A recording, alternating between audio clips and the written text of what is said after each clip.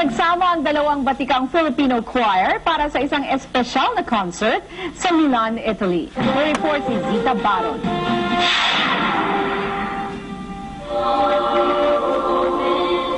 Nagsama ang Santa Maria del Carmine at kapisanan ng mga Pilipino sa Como o Capilco sa isang natatanging concert.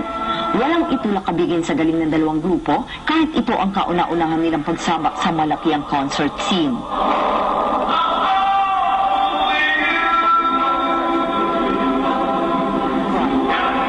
Inaliw ang mga manonood ng halos 21 kanta na pinaghandaan nila ng halos isang taon. Beautiful, very, very beautiful concert. Minimum 7 songs for the concert intended for our friends and family. Then hindi namin namamalayan na yung 7 songs intended for the show ay lumaki ng lumaki hanggang naging ganito.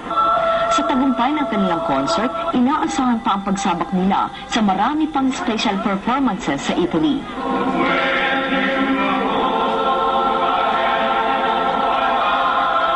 Para sa Balitang Europe, Zita Baron, Milan, Italy.